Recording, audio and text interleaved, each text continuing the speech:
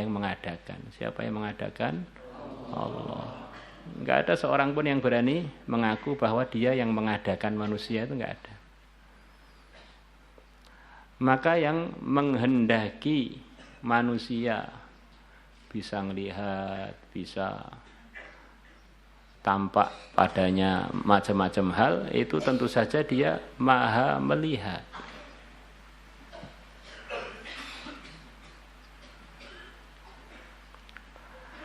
Dan Allah itu wujud. Karena Allah itu wujud, ya memang kalau Allah menghendaki memang bisa dilihat. Kita ini dalam satu majelis bisa anteng, bisa tertib karena kita melihat ada orang yang kita segani duduk di situ itu. Kalau yang duduk di situ itu Al-Imam Syafi'i, insya Allah lebih tertib lagi. Kalau yang duduk di situ itu Sayyidina Abu Bakar, kira-kira gimana? Wah, tambah hormatnya dengan majelis itu, masya Allah. Bagaimana kalau yang duduk di situ itu Nabi Musa, Nabi yang terhebat selepas Nabi kita, Nabi besar Muhammad SAW. Bagaimana kalau yang duduk itu Sayyidul Anbiya? Ini sikap kita karena kita melihat makhluk yang kita segani aja begitu merendah, begitu taatnya, begitu tunduknya, begitu tertibnya. Semestinya sikap kita dengan Khaliqnya seluruh makhluk yang hebat tadi semestinya harus lebih istimewa lagi, lebih hormat lagi, lebih tunduk lagi. Sehebat-hebatnya makhluk yang kita segani, ya masih tetap namanya makhluk. Diprogram oleh penciptanya, diwujudkan oleh penciptanya. Maka menghambalah kamu kepada Allah seakan-akan kamu melihatnya, ini adalah arahan supaya kita waktu ibadah itu benar-benar disiplin, tertib, nggak main-main gitu. Disertai dengan adab. Tentu saja bila kaifin wala mithal, seakan-akan kamu melihatnya. Wa'dud nafsaka fil mauta, dan hitunglah diri kamu di kalangan orang yang telah wafat.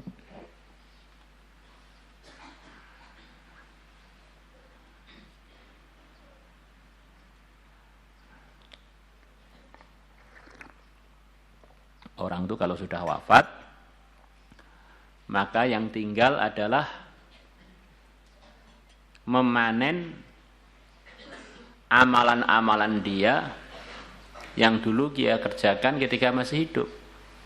Kalau amalannya baik, ya dapat kebaikan yang berlipat ganda. Kalau dia buruk, ya begitu itu.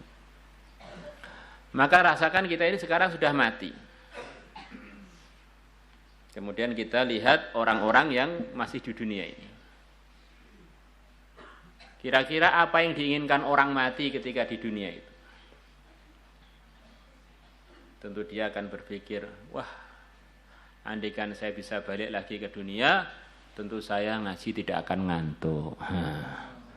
Tentu saya ngaji nggak akan bolos. Masya Allah, waktu saya ngaji sungguh-sungguh itu loh, pahalanya begitu banyak. Bidadari sudah pada menunggu gara-gara saya waktu itu masuk kelas 1 kali aja.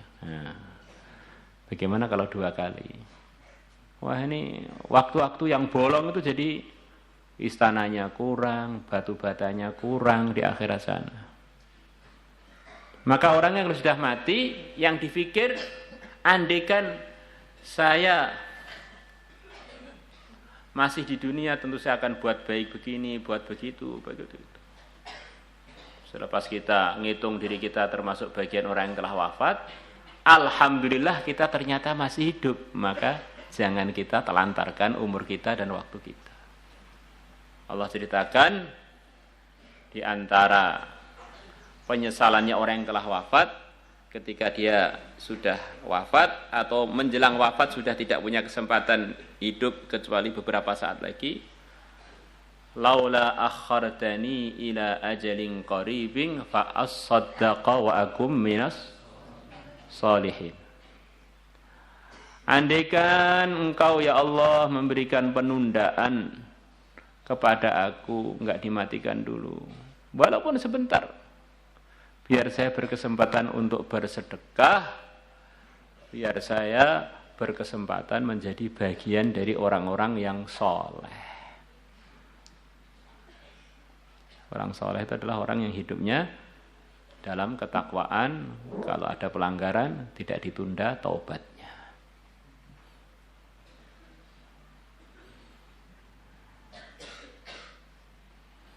Saya ini tengah-tengah bolos begini mati, itu kira-kira gimana? Nyesel saya seperti apa ini? Saya mati terus dihisab oleh malaikat, nyapa kowe bolos? Kira-kira bagaimana? U'dud nafsaka minal mauta. Saya ini mati dihisab karena gosok serandal, kira-kira gimana? Saya ini sudah mati ternyata dihisab karena melihat santri putri yang lewat di depan saya. Tak pandang, tak mutolaah. Seharusnya mutolaah kita malah mutolaah ajnabiyah. Ada kangkangnya lewat depan putri, terus tak hitung kumisnya ini, terus saya sudah mati, ini hisabnya bagaimana? Kenapa kamu melihat kumisnya santri putra itu?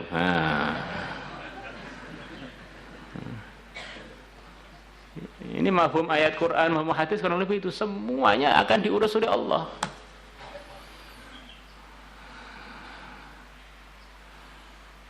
Kiraman katibin ya'lamuna ma taf'alun. Semua yang kita kerjakan ada malaikat yang bagian mencatat. Maka sabda Nabi ini jawami'ul kalim, pendek sepertinya tapi isinya itu enggak habis-habis.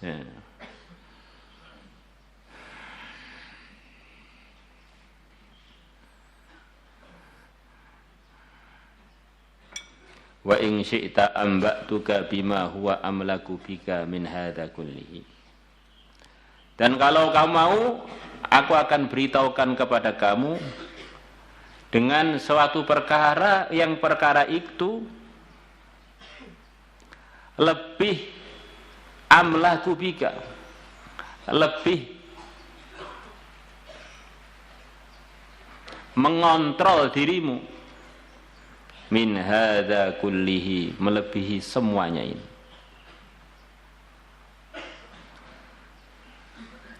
Maksudnya bagaimana? Wallahu alam. Kalau kamu mau tak beritahu suatu perkara, yang perkara itu kalau kamu perhatikan bisa mendatangkan keuntungan pada kamu melebihi semua arahan yang telah saya sebutkan tadi.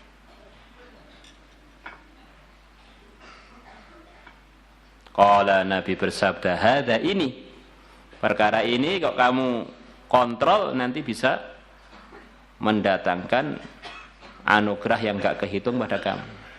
Sebagaimana ulasan-ulasan hadis yang sebelumnya. Ini ringkasannya aja. Wa asyara biyadihi ila lisanihi, dan beliau memberikan isyarat, menunjuk dengan tangan beliau ke arah lidah beliau.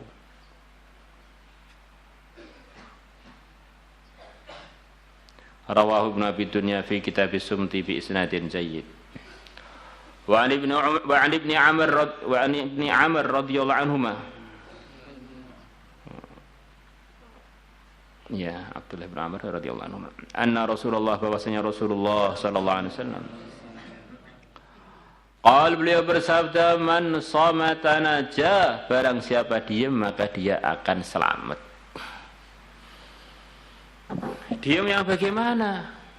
Ya diam di tempat-tempat yang memang bagusnya diam, tentu saja begitu. Sebagaimana pemahamannya Abu Yusuf rahimahullah, ulama terbesarnya mazhab Hanafi selepas Al-Imam Abu Hanifah. Beliau kalau bicara panjang dan banyak, maka ada yang hadir protes pada beliau. orang-orang dulu dan nasihat-nasihat dalam hadis itu termasuk dalam Al-Quran, ngomong itu benar-benar perkara yang perlu dikontrol, nggak perlu banyak. Sahabat-sahabat dulu ngomongnya sedikit sampai meletakkan kerikil di mulut-mulutnya. Ma yalfidhu min qaulin illa ladaihi raqibun atid. Semuanya dihisab. Wah, ini saya lihat tuan yang majelisnya enggak ngomong, enggak entek-entek, itu gimana? Enggak berhenti-berhenti. Maka Abu Yusuf menjawab, yang saya pahami semua arahan-arahan untuk diam itu kalau kita waktu itu ngomong enggak ada pahalanya. Kalau kita diam sementara waktu itu, kalau kita ngomong berpahala, itu namanya kebodohan dong, kerugian.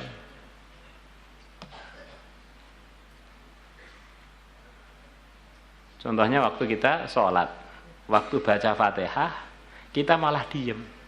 Apa kita akan berdalil dengan hadis ini? Man somatan aja, siapa yang diam, dia selamat. Ya, ini bukan selamat, malah sholatnya gak sah.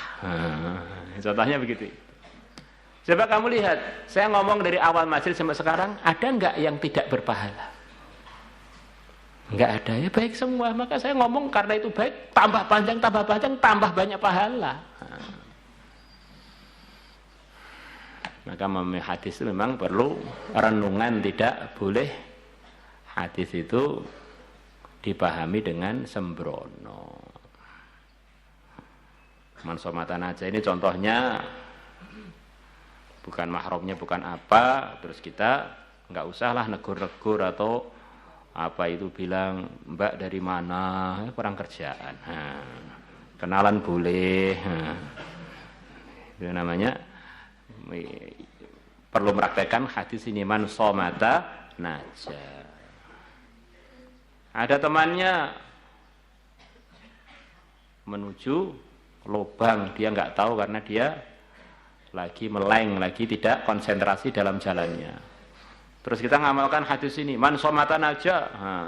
Akhirnya teman-teman kita kecemplung selokan. Loh, kamu kok nggak bilang? Loh, saya ngamalkan hadis man somatan aja. Ternyata saya selamat, kamunya kecemplung.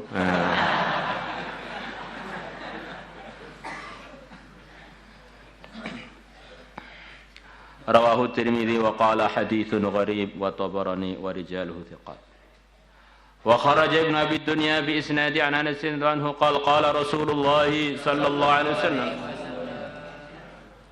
man sarrahu ayyaslama, barang siapa menyenangkan dia untuk dia selamat, fal yalzamis samta, maka dia supaya menetapi diam.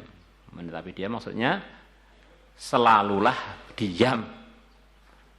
Mulazamah maksudnya tidak terpisah dari perintah yang selepasnya. Fal yalzam as-sumta, supaya selalu diam, kecuali yang kalau diam kita rugi. Ada santri ngaji tahfidz diem aja, nggak mau baca. Kenapa? Man somatan aja. Lalu baca Quran itu namanya baca itu ya harus keluar makhraj sifatnya dan suaranya, itu namanya membaca. Kalau kamu diam itu kan membaca, membatin. Dan hafidz Quran itu tidak bisa dinilai dengan kecuali dengan bacaan. Maka nanti hafidz Quran ujiannya di akhirat saya suruh baca, bukan suruh membatin. Nah itu tunarungu, gimana Pak itu? Katanya ada lafadz Quran diisyaratkan. Itu nggak tahu nanti hisabnya di akhirat bagaimana. Apa itu di memorinya orang tunarungu memang bisa menjadi bacaan Quran itu bagaimana? Nggak bisa ditanya loh masalahnya ya. Itu kan termasuk yang ngajar juga itu, apalagi yang ngajar orangnya nggak tunarungu juga kan kira-kira juga. Wong yang diajar nggak bisa diajak komunikasi dengan suara. Maka ujian hafidz Quran itu dengan membaca, bukan dengan membatin. Saya sudah hafal semua Pak. Di mana? Di dada.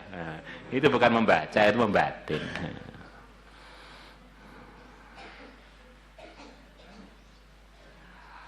مولاي صل وسلم دائما أبدا على حبيبك خير الخلق كلهم هو الحبيب الذي ترجى شفاعته لكل هول من الأهوال مقترم يا ربي للمصطفى بلغ مقاصدنا اغفر لنا ما مضى يا واسع الكرم يا أرحم الراحمين يا أرحم الراحمين يا أرحم الراحمين فرج على المسلمين يا عالم السر منا لا تهتك الستر عنا وآفنا واعف عنا وكن لنا حيث كنا نرد بك الأعداء من كل وجهة وبالاسم نرميهم من البعد بالشتات فأنت رجائي يا إلهي وسيدي ففارق جيوش للعداوة مثمرا وسم وأبكم ثم أعمي عدونا وأهلسهم يا ذا الجلال بحوسمة لي خمسة أطفي بها حر الوباء الحاتمة المصطفى والمرتضى وابناهما والفاتمة صلاة